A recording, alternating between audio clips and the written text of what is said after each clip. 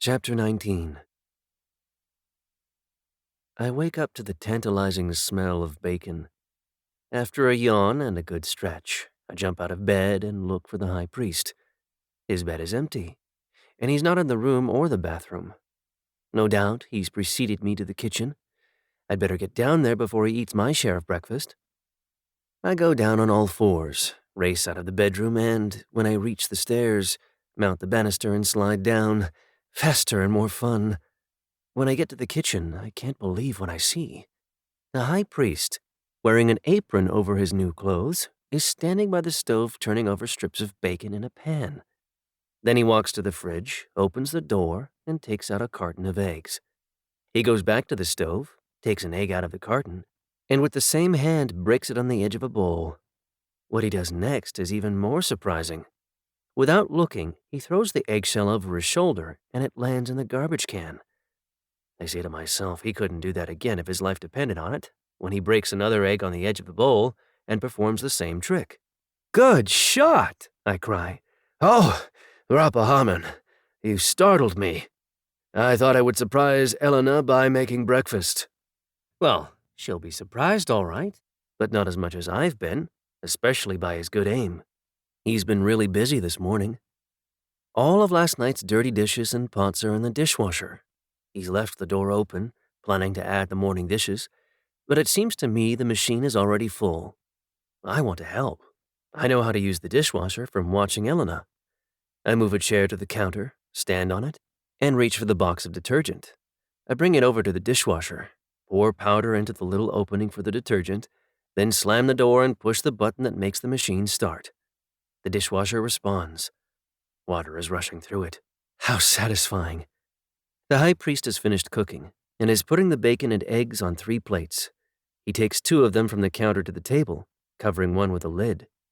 He puts the 3rd plate on a tray, along with a cup of coffee, a napkin, cutlery, salt and pepper, and a smaller plate with 2 slices of buttered toast. "I want you to start eating, Rappahamon," he says. "I will take this tray up to Elena." He doesn't have to tell me twice. I sit down and taste the bacon and eggs. The high priest is not a bad cook. But as soon as it's begun, my breakfast is interrupted by a gurgling noise coming from the sink. What's that coming out of the drain? White foam, rising fast and spilling onto the floor at an alarming rate. I eat the bacon and eggs as fast as I can, hoping to finish the superb breakfast before the foam reaches my chair.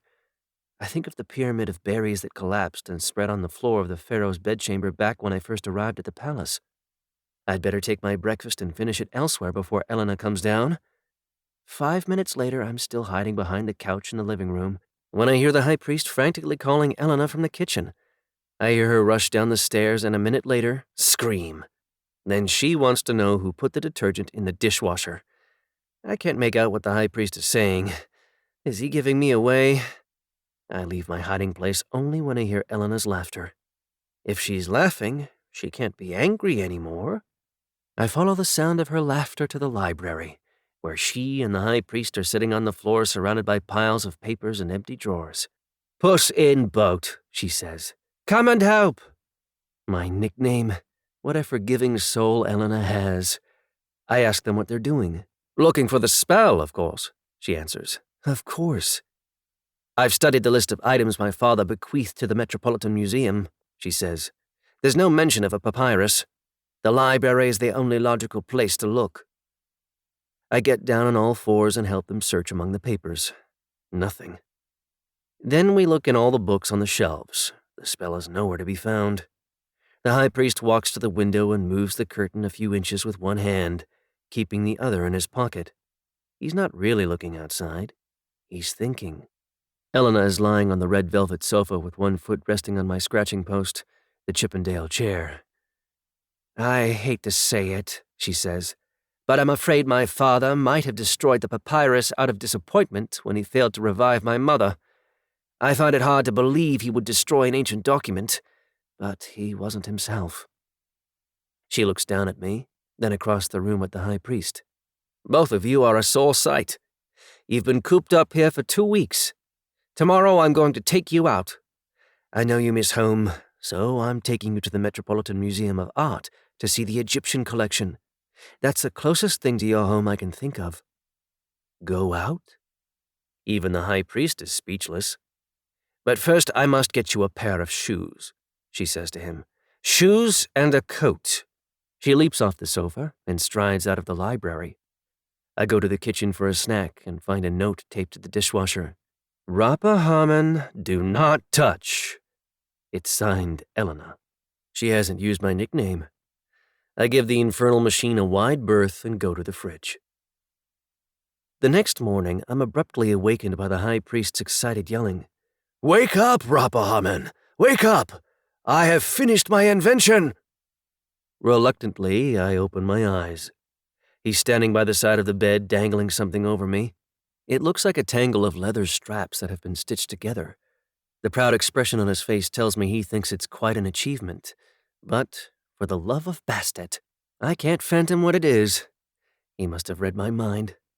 Without saying a word, he puts his head through the tangle of straps so they hang from his neck onto his chest and belly, then draws 2 of them behind his back, around his chest, and ties them. For you, Rappahamon, he says, pointing to the remaining straps. You will be here, and I will carry you. Carry me? I ask in the most reasonable tone of voice I can muster.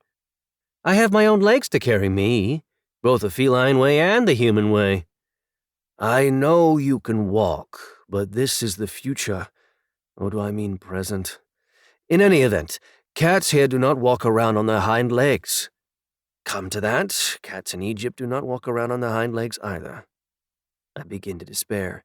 Elena, he continues, has told me that cats here do not walk around outside unless they are lost, homeless, or live in the country.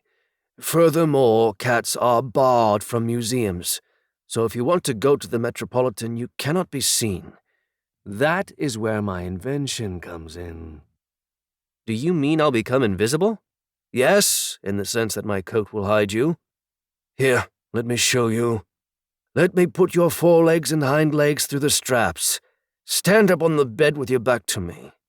I follow his instructions, and he manipulates the straps till I'm hanging in front of him. Then he takes the wool coat Elena bought him yesterday and puts it on. Let's see how we look. Walking us over to the mirror, he buttons the coat. What do you think? He asks.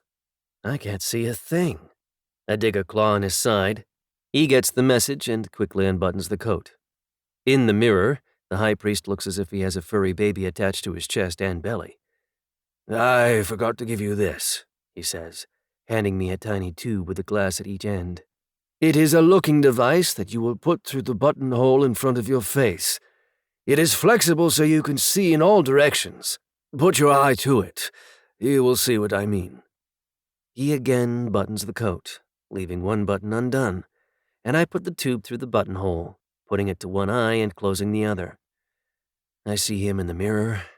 When I bend the tube downwards, I see he's wearing the shoes Elena bought him. When I bend it to the left, I see the windows. The high priest is a genius. I would tell him so, but he's insufferable when he's praised. I worked all night long on these inventions, he says. I look at his eyes in the mirror. They're red from lack of sleep. I know he wants praise and feel a pang of guilt over not giving him any, but Elena will tell him what a wonderful inventor he is. Let's go show Elena your inventions, I say. As we go down the stairs, I'm bounced about. It's almost like being on the boat that took us to this future present time. To make matters worse, I smell oatmeal cooking.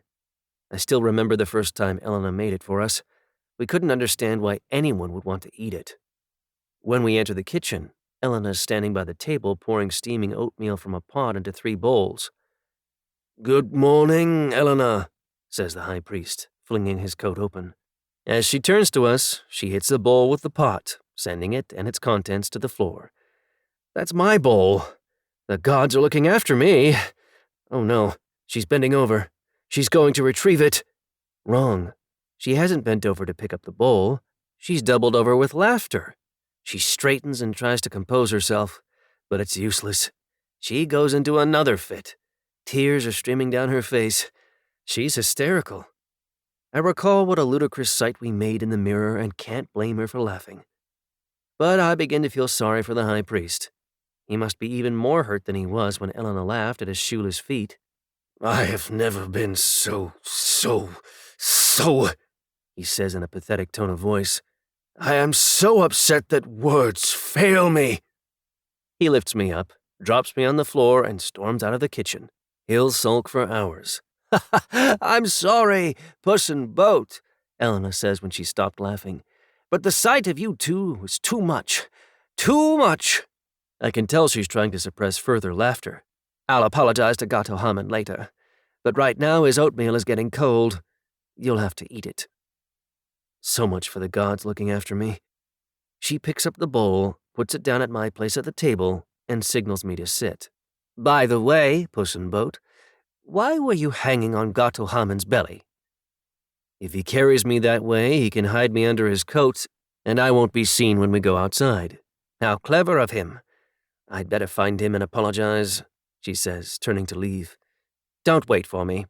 Have your breakfast before it becomes stone cold.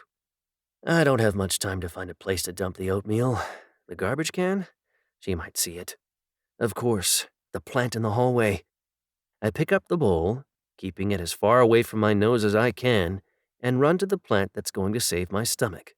I dig a hole in the dirt, dump the oatmeal into it, push the dirt back, and pat it flat. Standing back to take a look at my handiwork, I rub my paws together to loosen the dirt that's gotten stuck to them, then lick them thoroughly. I get back to the kitchen with the empty bowl just in time. I hear Elena's approaching footsteps. As a last touch, I lick the bowl as she comes in. Oh, Puss in Boat. I didn't realize you liked oatmeal so much. Have mine too. I decline her offer, but she takes this as politeness on my part, pushes her bowl in front of me, and waits for me to eat. I stare into the bowl, and the tepid contents stare back. There's no escape.